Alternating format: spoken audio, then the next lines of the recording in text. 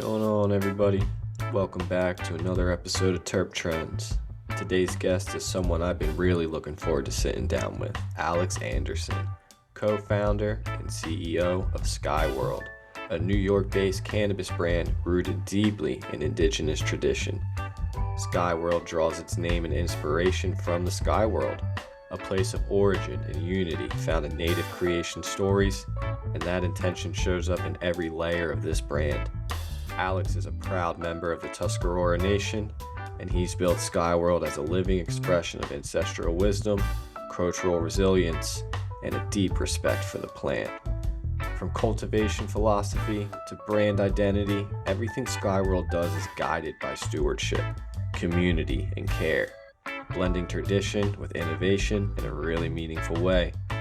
In this episode, we get into Alex's journey, what life looked like before cannabis, and how Skyworld came to be, and how the brand is working to uplift Indigenous voices while setting a new standard for intentional cannabis in New York. This is Terp Trends. Let's dive in. Welcome back to another episode of Terp Trends. We're rocking on a Tuesday. It's a Terpy Tuesday over here on the East Coast. And we got another guest rocking. We've had a past guest, so you know the brand Skyworld when I bring it up. But now we're going to get a little more in depth of people behind it, how it was created, and of course, how it's going. Alex, my man, how are you? Hey, good to be here. Thank you for having me on the show. Really excited to get a chance to have a conversation, discuss the brand, and help people understand what we're all about. Yeah, man. Yeah, and Alex, man, you've been moving and grooving in the industry for a minute, right? So what I'd like to do, if it's possible, could you just give us an idea of what you're currently doing, how you explain that role, and a little intro to Skyworld? Yeah, so I'm the owner, CEO, and co-founder of Skyworld Cannabis, which is a brand of SJR Horticulture, which is our parent company. So I'm the owner and co-founder and CEO of that as well. And my day-to-day roles basically are anything to do from financial planning to cultivation planning to marketing. I'm a very active owner. I definitely don't micromanage each part of my staff, but 100% I'm there and involved in every part of the decision making. Heavy influence into the marketing side and the media sides of things. So, yeah, it's kind of hard not to in cannabis, what people realize, for any listeners that are in it and anybody that's not, once you kind of got in this space and get into this space, you may have a title, right? We all have a title of what our job duties are, but in cannabis, man, you kind of start rocking all hats and kind of learning all different titles because it just that's just the way it rocks with this plant. Yeah, somehow knowing an incredible amount now about not an incredible amount. Let's say I somehow knowing the basics in electric, plumbing, HVAC, construction, QuickBooks, metric, whatever, all these things, even marketing software, right? Like building a little websites, building Shopify's, doing all these things. So yeah, you kind of have to, at least in the beginning, kind of bootstrap all these little things and, become a serial learner first and foremost, right? So yeah, especially people like yourself, when you're creating a brand, like the beginning of that brand, unless you do have some really good homies or some nice backing, like you're doing that. It's just you, boots on the ground, thumbs to the phone, creating these assets, talking to the people and getting your name out, which I'm sure you have some stories to tell. So Alex, let's start at the beginning, man. Could you give us a glimpse of where you grew up and what early experiences kind of shaped how you're seeing this world now? Yeah, so I grew up on the Tuscarora Indian Reservation. That's where I was born and raised. Tuscarora translates to people of hemp. So I always had, cousins and uncles and people around that were cultivating, participating ceremonially, recreationally. A lot of times people sort of get to that place where they pinpoint the time where they realize that cannabis is a thing, oh, that's that smell or that's this or that type of thing. And that was so just kind of ingrained in where I came from that there wasn't really, I can't pinpoint that in my own life just because it was just something that I had always known and the imagery and stuff was always a part of. So and I should preface that with like, it definitely started with like history and understanding like, people of the hemp and what that meant to the Tuscarora and how that impacted like, our livelihood and our culture and our civilization in that side. And then like going into, okay, this is a ceremonial plant. We are understanding this as medicine, in an indigenous sense, like an indigenous definition of medicine. And then from there, recreational, right? Like that was kind of like the last thing is like adulthood, seeing like, oh, okay, like, yeah, people are kind of healing in real time. People are using this socially, and then they're discussing things that maybe they wouldn't discuss if they were sober, right? And they start to like sort of, or let's say medicate it.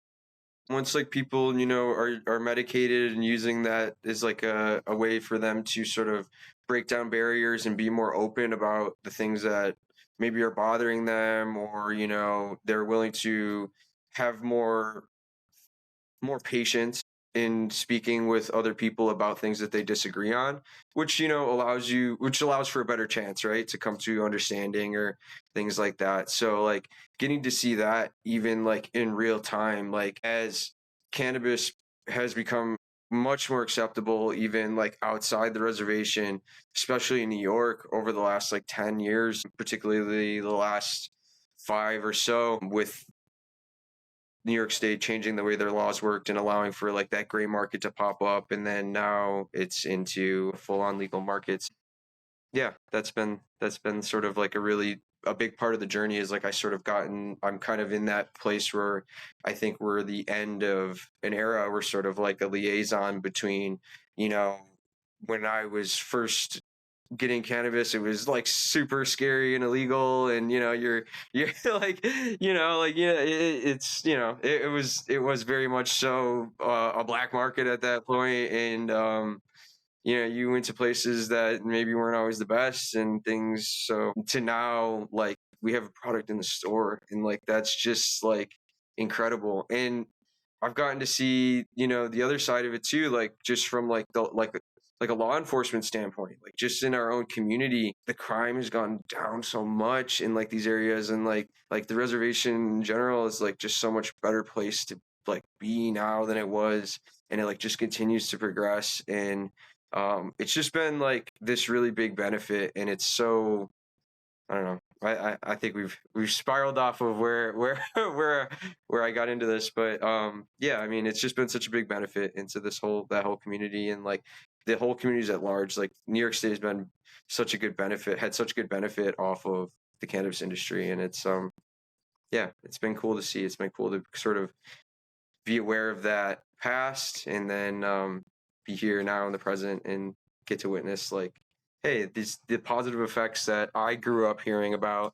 Like I mean, I had family members that are uh, like quote unquote like radicals, basically. Like my one uncle was a permanent observer of the UN for the Tuscarora Nation, and my uncle before my great uncle, his uncle, was like my dad's brother, or my dad's grandfather's brother, was like a very famous medicine man, and he was like part of taking over Alcatraz in the 70s and stuff. So like this is like these things, like I grew up hearing stories about, like big powwows during a time when that was illegal. Like powwows were illegal in the United States until the 1970s. So like I heard about like, I used to get stories about like old native gatherings, and like, I remember applying for schools like to go to college, right? And I was going to do Native American studies.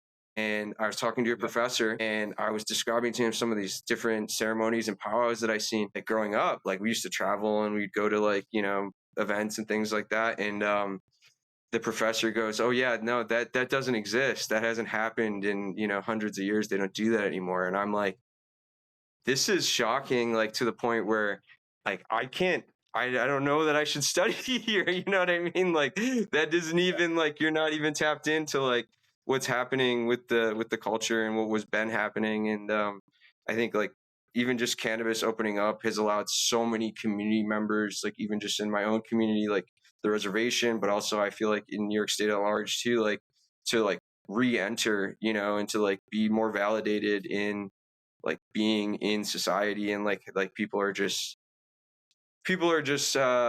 breaking down the stigma more, I think. And that's just been Yeah, and I think it's one, New York always had such intimate laces with cannabis, like even in the culture, just in the cities. And I'm sure just hearing more about what you have going on with your tribe and growing up in that, like, it's really cool to see that state being able to blossom in the way that it's doing. Yeah, we have some restrictions here and there, especially with people paying and bills and all that, which I think will get figured out as time and time goes on, just with the program at large. But I think it's really cool for you to see it going from one generation now to this one and kind of pioneering these next these new roads for people to follow, especially if it comes down to just the community and your tribe as well. I think it has to be really rewarding and a wild reflection when you have time to just see where you came from and where you're at now and how you can kind of lead that way.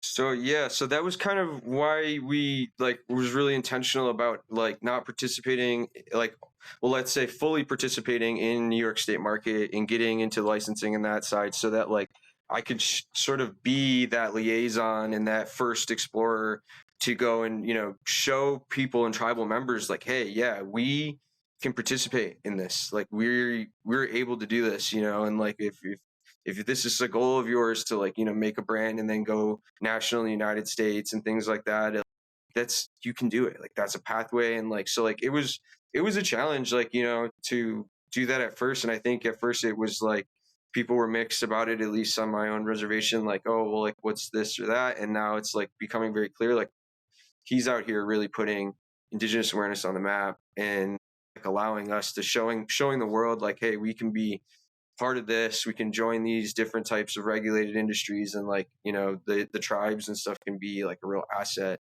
like tribal members and stuff can be real assets to like this economy and things. So yeah, that was like definitely very intentional as far as like our structure and like how we decided to do that. And like just going back to like how you said like the roots of it, like going to see from one generation to the next, like my dad grew up chopping wood, had a dirt floor, like they trapped animals in through the summer and winter to eat, like to the point where he doesn't hardly eats meat anymore, can't do it, like just grew up hunting and eating squirrels and animals like to live. And then he was able to start a business, a smoke shop and a gas station, and eventually has his own factories and things. And like that like is something that I just try never to forget. Like that is like the main thing. Like they the starting point is just like so incredible for that. Like it's our job now to like use this platform to like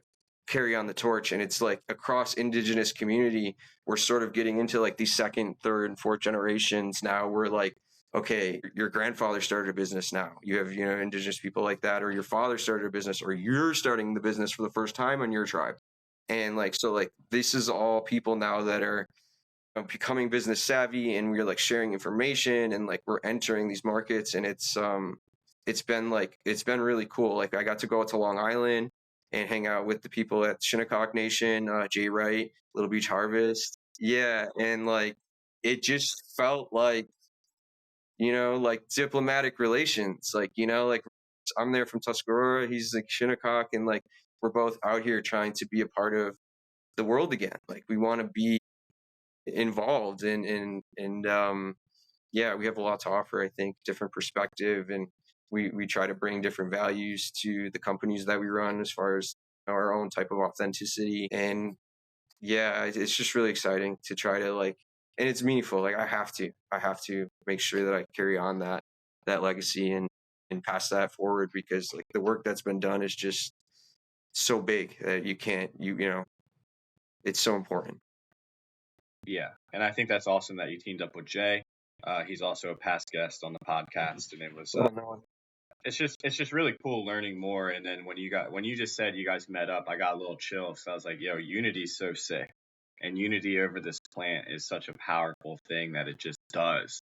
Like it's a community plant, man. This plant's for the community. It's for the people in the community, and I think that's awesome that you guys are kind of bridging those paths to come together with that, because you're facing similar challenges and going through similar landscapes, and you're only stronger together. Is my opinion with everything. So before Skyworld, what were you, one, let's get into leading into the creation of that, right? Because that takes a lot of preparation.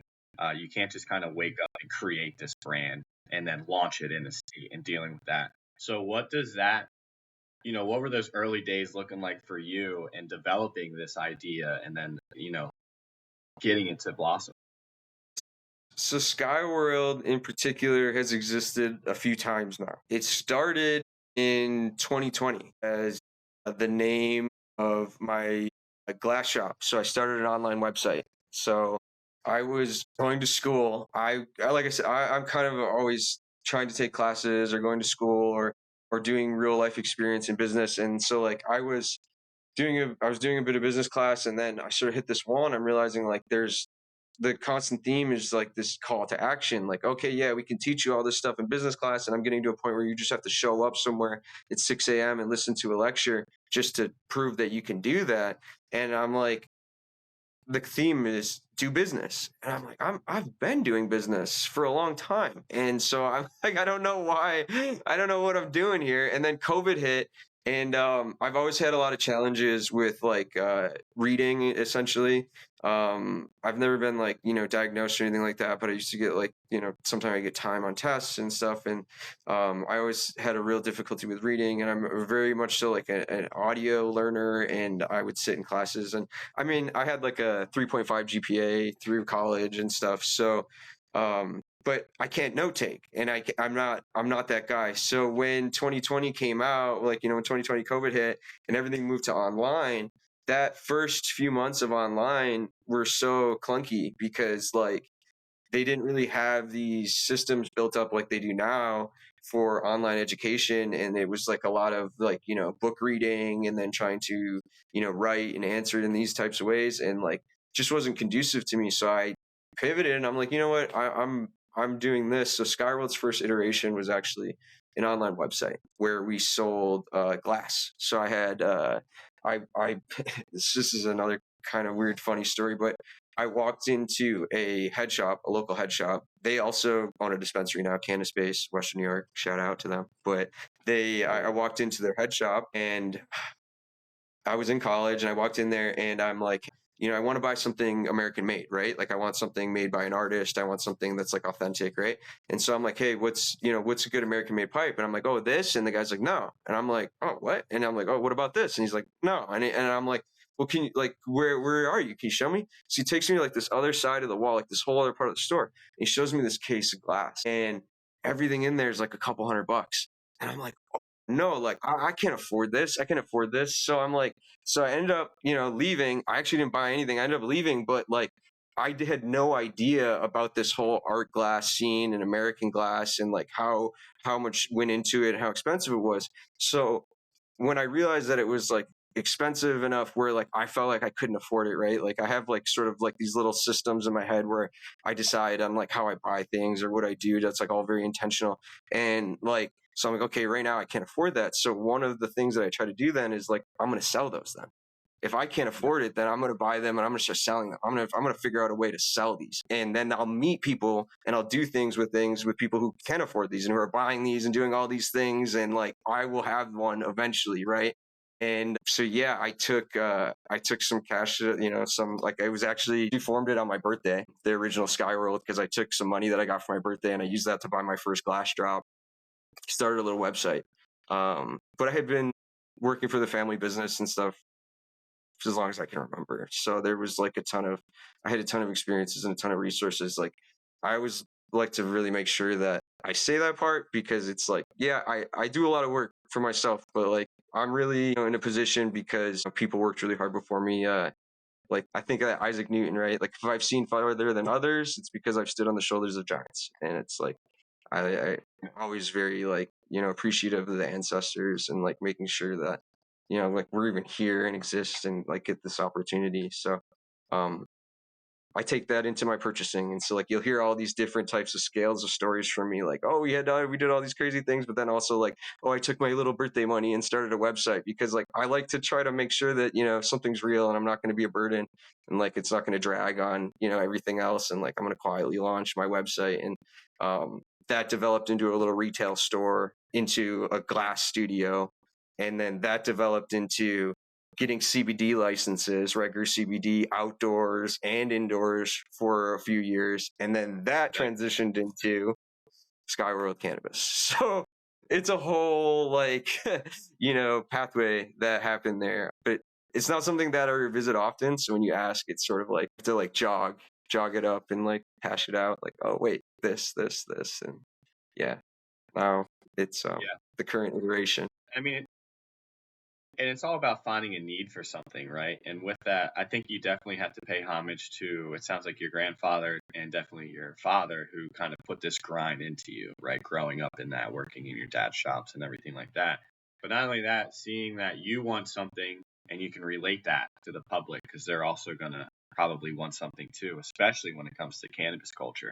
So I think it really makes sense starting down at a glass shop and forming all of that and then growing hemp, which was definitely a fun time, and a lot of learning was made in those years, I'm sure. I did the same thing, not with the glass, but the hemp over here in Pennsylvania. And that was such a Do you go for fun outdoor? Do you go field? Yeah, so I was a consultant for a company and we had what was it, 25 by the end of it, we had 25 contracted Amish farms that wanted to start cultivating hemp. And they had no idea about the plant whatsoever. So I would, make my rounds and teach the Amish community in Pennsylvania how to cultivate hemp. And we had, I think, a total at the end 60 acres growing in between like 20 different farms growing for biomass. And yeah, dude, it was fun. It was really cool, especially working with them and learning more about their culture. I love just learning about people, seeing what are they into, how do they kind of jive, what's their life look like. And anytime I have a chance to kind of throw myself into that, it's always a good time. And that was an interesting one, working with the Amish and teaching them how to cultivate hemp. So how did that then transcend? So you got the CBD license. And coming from what you're from, I mean, it's the people of hemp. How was that transition more into the cannabis space with the psychoactivity and all of that? Did you face any pushback with your tribe or anything like that? No. So we have, would say, one of the last traditional governments in Indigenous community. We don't have like a constitution or a president. We don't hold elections. We have clan mothers and chiefs. And so things have to be decided between each clan has to make a decision for themselves. And then all of the clans have to agree unanimously for something to be like law on our tribe. So obviously, like I said, in New York, we all know like tribal markets and the gray market sort of kicked off before legal shops got their footing or even licensed or anything. And so I got to witness, tribal firsthand, being, living. I currently live right off the reservation, but I go to the reservation every day. And so I got to see this all firsthand, basically moving through the tribe. And there wasn't a unanimous decision, basically. So a number of clans were pro dispensaries and things like that on my tribe, and some weren't. Ultimately, there was some protests like the first year that the dispensaries were open, and local law enforcement actually removed those protesters from the road because they were like causing a dangerous traffic pattern and they were obstructing businesses. So at that point, there was recognition from the state and local governments the OCM, I should say, put out statement that, tribal is operating under its own legal jurisdiction. So, and then probably within 2 or 3 months after that, the community really started to feel the tangible benefits of having these new businesses and having a certain portion of the population that was like difficult to employ or unemployable now having jobs. And it really just like benefited everybody in such a major way that like there was by the time I went for New York State licensing myself and everything, and like as a tribal member, like I'm a tribal member and enrolled too, but I also have like I'm like a New York State, a resident and have driver's license, and I pay New York State taxes and everything on that because I live off the reservation now. So like I don't have any like quote unquote tribal benefits other than like my upbringing at this point. And so there was no pushback though from anybody in the tribe on that. Like that isn't even a topic of discussion. Nobody could care less. Like I was just operating as an individual who happened to be from somewhere who was applying for a license. And yeah, we got really lucky and we got the licenses that we got, and we were able to, we're hopefully able to try to keep making something that'll make people proud, I guess. So, Yeah. Yeah. No, that's amazing, man. And so how does that work then, being a cultivator and then selling in, because you're selling into the New York market, right? So you have Skyworld's the brand, and it's not just in the tribal market, it's all the way into the New it's York not in the market. tribal market at all, actually. So Yeah. Skyworld Cannabis does not exist on tribal market at all. It's purely a New York State company. I'm just was born and raised on the tribe. And Yeah. I made a very cut and black and white decision there to lean totally into the New York State licensing side, because I wanted to participate in that market and make sure that like I was showing people in the tribe, like, hey, yeah, tribal is great, but we can also participate in this market, so yeah, so that I just wanted to clear that one first. No. And then Yeah. yeah. And then sorry, Thank what you was for the that. other part of what was the other part of the Well, question? well, I think it's good just to kind of to clearly state that, right? Because when it comes to your upbringing, and that you can have two markets, it can be in the tribal lands, and then if it's there, it can't be in both, from what I've gathered from that understanding. Is that true? You So, kind of have to pick one or the I other. I can't really speak to that, because there are, I guess, like if you go onto tribal markets, there's tribally stamped products. So like my tribe doesn't have this, but like there's other tribes that have their own version of the OCM. And so they sort of have their own standards. And if products meet XYZ standards for that version of their tribal OCM, they will put on a tribal stamp, similar to how you have like your New York State warning, but it'll be like, their tribal version of a warning stamp, and then they're allowed to sell it in tribally licensed dispensaries, like on their territories.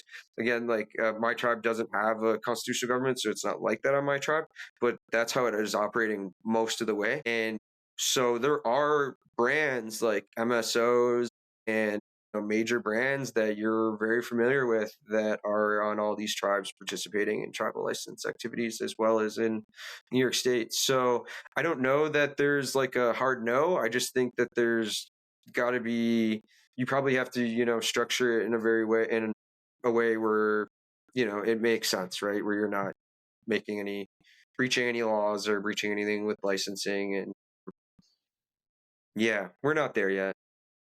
Yeah. Yeah. All in all in time, right? I think it's just a cannabis itself is always such an interesting landscape, and how to navigate what you can do, what you can't do, and what's accepted. And then when I learn more and more about the tribes and their participation in things, I think it adds a whole nother twist to decision making. So I'm really glad that you were able to kind of lay out like what that looks like for people to get more of an idea. And it's so much more complicated, really, even than just like the tribes and New York State, because like the tribes we're not all in agreement all the time. Like those Yeah. are individual nations. Like I said, when I went and visited Jay and Shinnecock, like that's like diplomatic relations. Like our governments are like, there's no, there's not like, we don't like consult each other on if we're going to make laws or any of that. Like these are independent operating sovereign nations.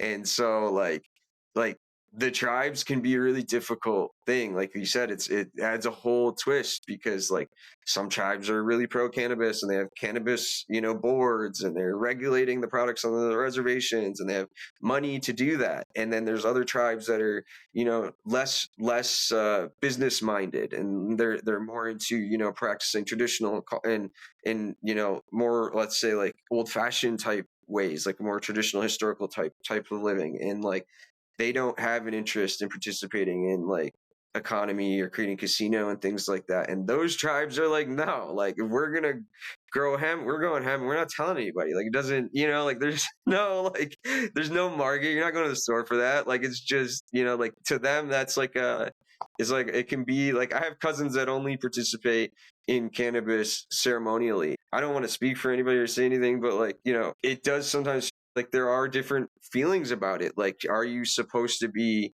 participating it in this way? Are you, like, there's like, so it's definitely like I try to stay extremely grounded and extremely intentional about product and like what I'm doing with this stuff, because like I do think it has a lot of weight. So yeah. Yeah. And I think not everybody takes that conscious approach when it comes to cannabis, especially when they reach a certain tier. And then that's an investment made, and money needs to come in and out from that investment. Things can get tricky. So it's nice to really hear that that's one of the foundations that you build yourself on and your brand. Because especially, I'm sure listeners have dealt with the ins and outs of brands or quality and everything like that. And it really comes down to the people behind those brands to make that decision factor that everything else then kind of gets enforced in that way. So Yeah. quality and intention are very important to me, I think, when it comes to cannabis. So I think that I could attribute that to like just growing up. My dad's, was the one who started the businesses. My grandfather that you spoke about too, he had to leave school at 13 to hunt and farm. Like that's like you're talking dirt floors and chopping wood in the winter to survive and that type of thing. So my dad was the one who actually started business with a trailer, well, the single trailer, and like the snow would blow in and he chopped wood there, and they sold cigarettes, and then eventually got gas and started doing that. So like, yeah, that's, but I grew up working at the business with under my dad and things, and like I didn't start with a cool job. No, he put us outside picking up garbage and like getting in the sewer, digging the ditch. Like I like so like when it comes down to it, like okay, like I'm focusing on quality because this represents me. This is my job. And like if it doesn't work out financially, if I can just make it, I can make it. Like if I can just pay my bills and eat, like I don't need to live big or lavish. I need to pay my employees. I need to make sure everyone has good health care. Like if we're all living and we're living good, like I'm cool. I'm cool with that. Like I'm not scared of it, because if it goes the other way, I know how to work. Like I grew up fucking picking up garbage and sweeping and being in the factory and doing sales. Like he made sure that we worked every job, and not like, oh, kitty, blah, blah, blah. Like, you're in this shit. See you later. I'll see you in 12 hours. I'll see you when it's done. Like, I don't care. You cry, whatever the fuck. Like, you're going to figure that out between then and there. And like, yeah, learning how to use a shovel by yourself in the woods, like, like different shit, like just whatever. Like, it's just like, so it's not like, it doesn't like, I can put quality first. I'll be all right. We'll be all right. Like that's sort of the fallback there. Like, yeah, I'm okay. We'll be all right. So Yeah, that's good. And then let's dig into the early stages, right? So now you're creating this brand. You want it to be a little more than hemp, and getting into growing at that scale, that's an endeavor to try to tackle. So what was that like, kind of getting into that, picking genetics, trying to pick out the grow, designing all of that? It's that's a whole nother beast, brother. for sure. So in like, in retrospect, right? Like, geez, who was I listening to? It might have been like Robert Kawasaki or something. And he was like, or maybe it was the NVIDIA guy. Yeah, it might have been the owner of NVIDIA. It escapes my mind. But he was saying, if somebody asked me now, would I go and be an entrepreneur and start my company? The answer would be like, no, you're crazy. Like it was like, but you don't, like, the key I always say to that is like, yeah, okay. Like, and you list that all out, to me, it almost makes me pause and like, kind of like, tighten up a little bit and stuff. And it's like, I didn't swim that whole ocean though in one day, like it was like, you can't do that. You can't bury yourself in the work. Otherwise it'll just remain impossible. Like, so I just like, I don't even like, it's cool to get on these interviews and stuff. And I always get stuck on these when we do these. Cause like, or with anybody, cause it's like, I don't reflect. I don't do that. Like, I just continue to live today. Like I always say, like the only time I can be is now. The only decisions I can make are these ones. I can't go backwards, and I can't make the ones in the future. These are it. This is it. So like, I just try to stay really focused on like just working for today. let me just work as much as I can today. And then when I get onto these opportunities like this, or like, if you really are, need a pause and a rest and like you sort of reflect, like that's your time then to look back and see what you did. Don't even think about it. Just keep like, and it's when you pause and you look around and you're like, shit, I got so much more. That's when you die. Like, just don't, just keep.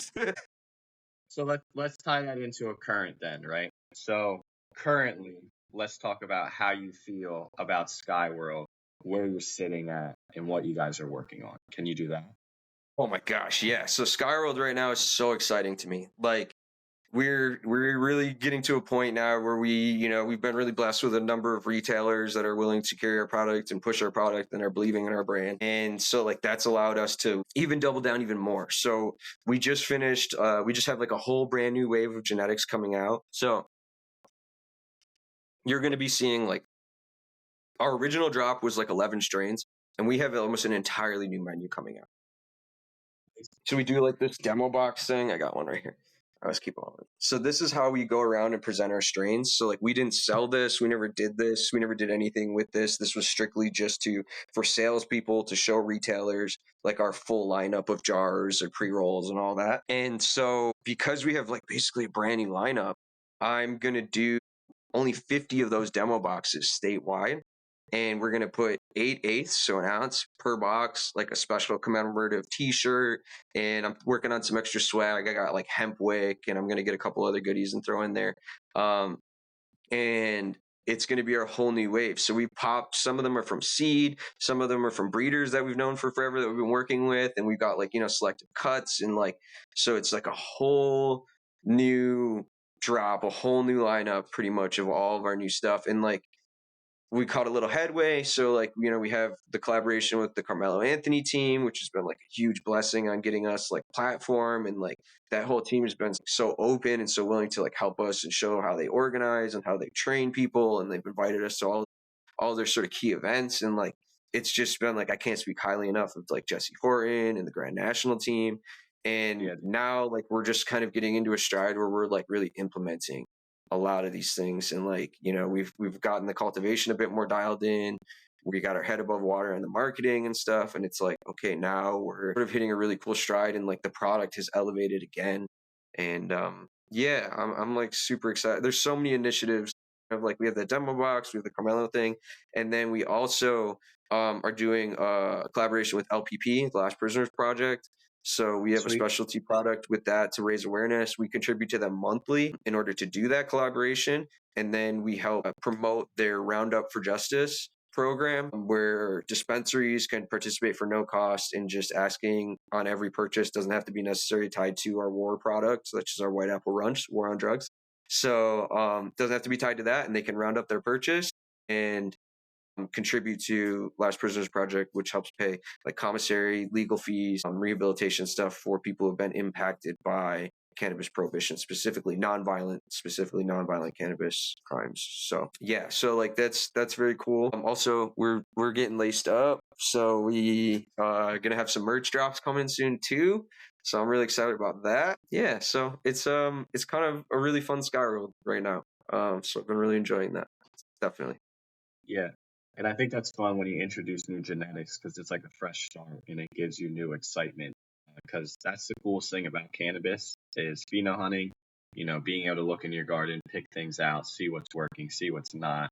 And it's like every new round of growing is like a new sales opportunity or a new product line or something like that. And that's what I always love about cannabis is it's just always going, man. It doesn't stop, and you just have selection that you can kind of push out and learn from and then go from there. So that's got to be pretty exciting, especially having a start. And I'm sure people will, give you feedback on this drop, and then you start finding the winners, and then you can start doing like, reintroductions from stuff if you save the mother plant or some clones and keep them going.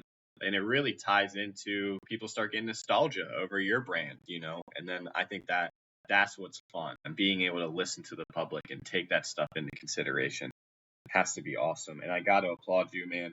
Jesse Horton's he's a beast in this scene. I think it's great that you're able to collab with them and soak anything up.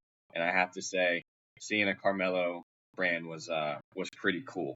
So just from me, just seeing that, I'm a big hockey guy, but growing up, I always loved, I always loved Carmelo for some reason, and I had his jersey for basketball, and then it's all coming full circle, and I think Yeah. it's got to feel good. I know you don't want to do too much reflecting. You're going to live in the present. I would like for you to just take that second and understand that you're doing something that's right, and clearly it's working because what you're doing just keeps going and it's not stopping, right? And I think that would be cool for you to just appreciate for yourself, my man. It's good. It's good stuff, Alex. Thank you. Yeah, I really appreciate that. Yeah, it was really cool that they came back to, they tapped us in for the Hall of Flame product. So we have like a Yeah. specialty box in line that we did with them. So it's just the red box and the red jar. And we also are about to launch a hash hole with them too. So we created that. So that's going to be out in like 2 weeks. I'm probably dropping some early info here that should be some sneak peek, but I think it'll be all right. I'll ask. No. So yeah, Yeah. No, yeah, you the hash guys will say come. so. You're the cultivator. So are you doing pre-rolls? You're doing flour. You're gonna do the hash holes.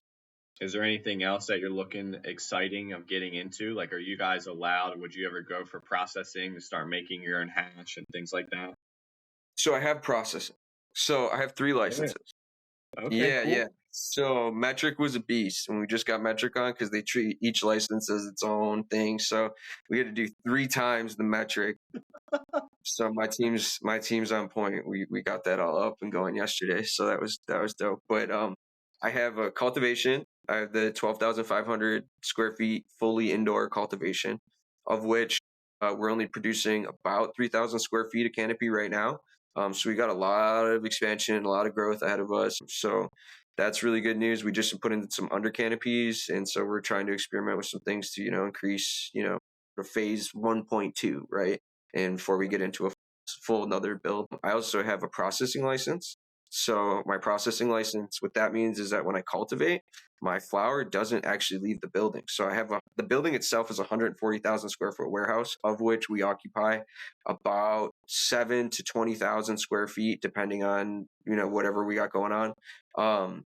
And what that means, though, is that our product gets harvested indoors, stays indoors, doesn't get transported in a truck, doesn't go anywhere else, doesn't go to a secondary processing facility. It stays fully in our facility in humidity, temperature, and environmental control the whole way. And then it goes into our dry cure, which is where we process. Everything cures down 10 to 12 days. We have moisture readers, so we test plants to make sure that they're at ideal moisture, and then we take them and we're able to process all of that in a separate facility, which is a GMP facility, good manufacturing, and that's under the same roof. So we have like all of these compartmentalized areas inside of our space, and so the product doesn't leave the building until it's like finished, until it's like fully jarred, fully packaged, everything. So we print the label in-house.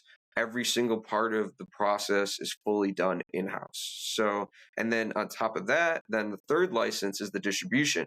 So we have our own truck, our own delivery driver, and we have our own things. So we service our own stores. So we're in about 100 doors. If you go on our website, skyworldcannabis.com, there's a store locator, and I believe we're at 99 official doors right now. So all of the yeah, thank you. We started Pi Day, March 14th. This episode is brought to you by Waddle, the world's fastest and easiest way to review and track your medicinal cannabis products. Waddle offers batch-specific reviews, so you'll know what to stash or what to trash. It's exclusively available for Pennsylvania medical cannabis patients. Waddle helps you take the guesswork out of your cannabis journey and ensures transparency with the verified product tracking. Download Waddle now on iOS or Android, that's WODL, and take control of your cannabis experience today. So it's been kind of a ride, like, to build all that, like it's been like building a logistics company, building a processing company, building a cultivation company, and then marketing it all and going there and selling it all at the same time. So it's been really fun. Right. It's been a lot of different like learning and jobs and stuff. So yeah. So when we deliver our product too, I talk to my delivery drivers daily. Like I'm talking to my guy all the time and everything, and like we're making sure that the routes are efficient, that the vans are staying on when we're making deliveries, so product isn't ever like getting cooked or chilled. We take a lot of care in making sure that the product that we deliver is in the quality that we harvested it in, and that takes a lot of time, and like the things that aren't up to that spec, we don't put into our brand. So that's it's not that like we're perfect or any of that. Like, yeah, we have ups and downs, but we just maintain that if it's in the orange, it's serious, and that's something that we stand behind. So that's been the motto there. So yeah, it's cool. It's a That's a really important thing to have, is to understand the quality tier, what that looks like, and if it is not there, do not put that in a jar. Because man, yeah, that's so much experience with your brand, right? You're not selling to just people that already bought it, you're selling to people that are buying into it. And if they have a bad experience, a slip up on your end, that could be catastrophic these days with the way people are and their reviews and yeah. everything.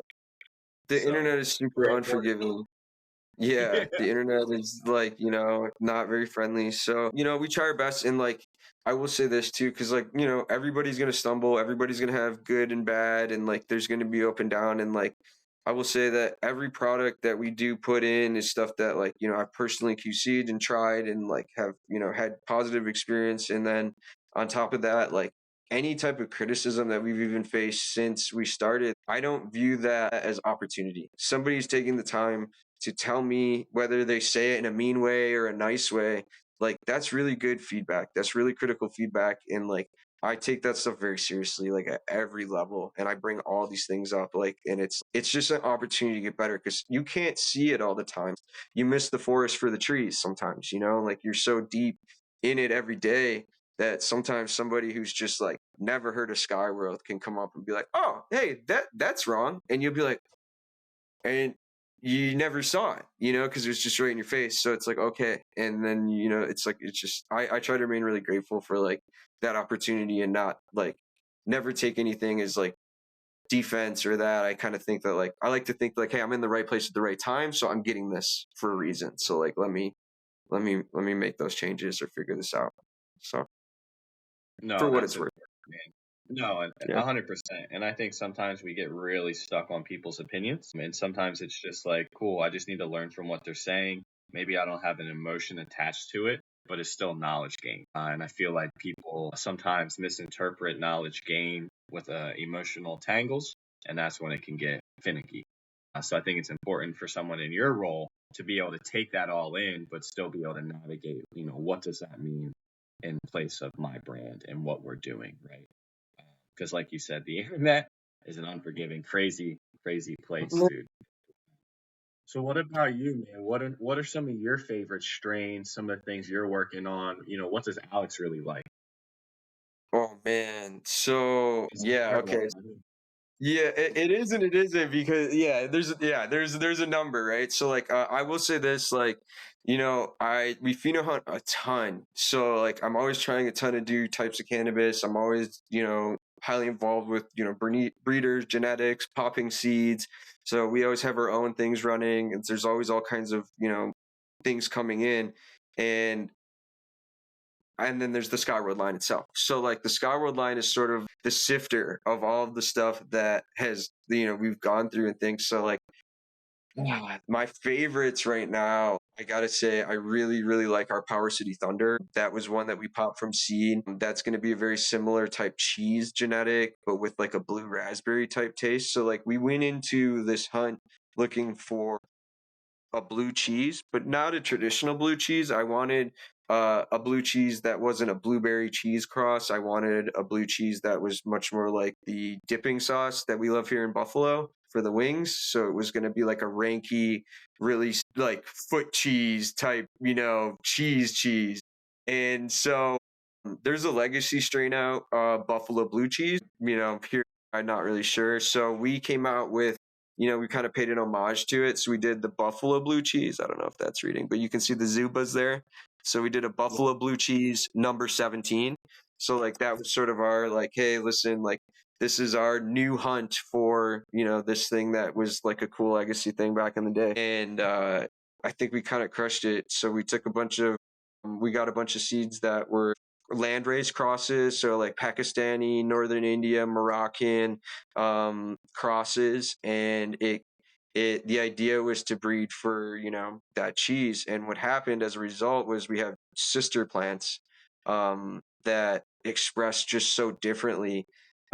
We couldn't kill them both, so we had we popped a whole bunch of seeds, 20 or 50 of these things, something like that. And like these two particular plants were just so stand out and so different enough too, which is so crazy because they're sisters. They're literally sisters. They have the same, lineage.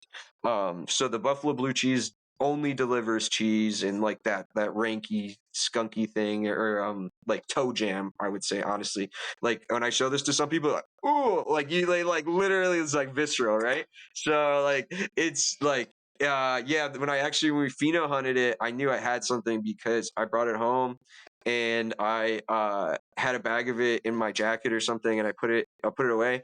And I see my wife like looking around the house. She's looking for something. I'm like, what's wrong? And she's like, I smell rotten milk. I can't find it. Like, because I have a bunch of kids, so it's like, where's the milk? Like, where's this milk? And I'm like, wait a minute, wait. So I'm like helping her look, and then I'm like, okay, wait a minute, is it this? And then she's like, oh yeah, what is that? And I was like, oh wow. We did some here. So and then the Power City Thunder is that kind of similar cheese, but it has like a blue raspberry sort of taste to it. It has like a fruitiness that came through. And so right now those two particularly, but definitely the Power City Thunder is just like it's mint. And it's a bit more of like a hybrid. It grew a little bit taller than its sister, and it had a bit thicker fan leaves and stuff. So that one, I think, I don't know, it's not as heavy. It's more like, you can kind of be through your day and stuff. Our most popular right now is the melted strawberries. People love that. That's like a sativa that we have, and it's like just so fruity. That's been our most popular strain on the market. It's going crazy. It's actually kind of funny because like when things are super popular, I tend to not get to try that one as much anymore because it's just going into jars and every bit is going out. So like the stuff that I'm always smoking on is either like 20 weeks away from being in the brand, or like whatever. We're hunting, like I couldn't talk about the Zeppers, and I couldn't talk about these two cheeses, and I couldn't talk about the white apple runts or the melted strawberries because like we hunted those back in like March, and those are just getting to market now, and we're hunting still now, and I'm excited about things, but I can't even talk about them for 15 more weeks or 20 weeks now because it's on the way. It's Yeah. a vault, you know. No, I understand that. Yeah. Just takes time, Yeah, anything strawberry, I'm a fan of. There's certain straw nana crosses that you can come across, and it's just bursting in your nose with flavor, but also it trickles into the smoke, which sometimes you find lacks with fruity strains. It may have a really good nose on it, but once you kind of get it to a certain temperature, those terpenes are just out the door. So Yeah. anytime I get like a fruity or a strawberry sense, very rarely do I smoke flower, but when I do, and I can, when you exhale and you have to look at your joint that you rolled, and you're just like, damn, that's nice. Yeah. Nostalgic, You look and it's got a you know? nice resin ring on it, and it's yeah. Yeah. Yeah, So it's I don't beautiful. I love looks and structure, and like we talked a bit about like growing. Like when you grow commercially, it can be difficult because it can be very money driven, and like a lot of times that's tied to certain boxes oriented around THC percentage, yield, structure. So I definitely don't prioritize those as much as I probably should from an accounting perspective, because like the melted strawberries grows a lot of sort of mid-sized to smaller buds. It produces a lot of leaf. It likes to stretch. Yeah, So like there's a number of reasons like kind of not to do that. But the main thing is that I want people to be able to go through the Skyworld line, and if they pick a different strain, a different cultivar, let's say, it should taste and be completely different. And like the way that we accomplish that is we feed the plants, and then we add organics. We have our own organics, but we don't use PGRs. I don't use any pesticides or sprays or anything during the process. So like, I think that contributes a really large amount, especially the PGR factor, to allowing the specific cultivar to express the way that it wants. Because some of what you're alluding to there is like, okay, sometimes when I try flower, it looks wonderful, it's huge, it's dense, it's sparkly, it has that nice diamond shape, it smells fruity, but then when I smoke it, why is it hot? Why is it not delivering the terp? Why is that? And that can be because you're using, plant growth regulators. You're essentially steroiding up your plant. You're juicing it impacts the natural expression of the cultivar. So like, when you look at our weeds, like there's different structures to every jar. There's different densities. There's different tactile feel. Like the Stay Puft, which is now not a part of the line, like that. We had a last hurrah for the Stay Puft in October, but like the Stay Puft was like a greasy terp. Like you could squeeze and it'd be like just literally greasy, opposed to like, something else that's like incredibly sticky, like maybe the sherb, or like, it has more of a spongy, sticky type thing going on. And like, so it's just like, I want the color, I want the structures, I want to deliver, the sneak peek into like what cannabis can be to the market, right? Like, and we're getting better at that every day. It's not like, it's just going to continue to get cooler when we hunt more and we do more. So I'm really glad you brought up the PGRs and then just different touches and densities when it comes to bud, because you'll see like when you start experimenting with different cultivators or brands, let's put it under a brand roof, you can kind of get an idea of, oh, this brand produced this came from them. And it's nice when you get a jar from a brand that differs from the last jar you got from the brand. Does that make sense?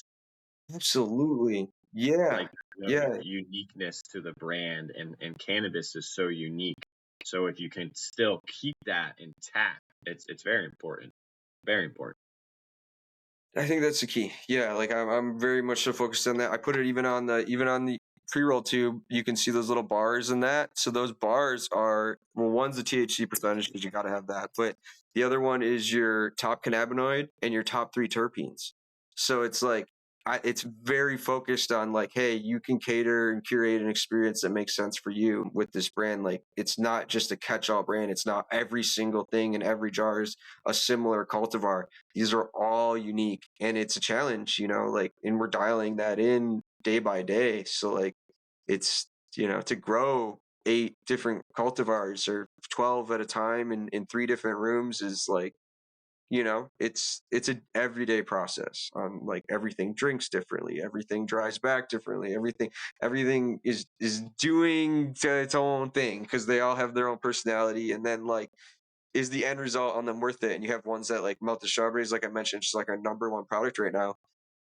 She's difficult. She's a very needy, and it's like, but the end result is delivering to the brand in a way that like, is meaningful for us. And that's like what we want to do. So that's the key, I think, is just staying towards that ethos, right? Like, okay, we're going to deliver good, unique, clean cannabis as best as possible. So I think that's amazing. I think that's a good ethos to have. It's a really good ethos to have, man.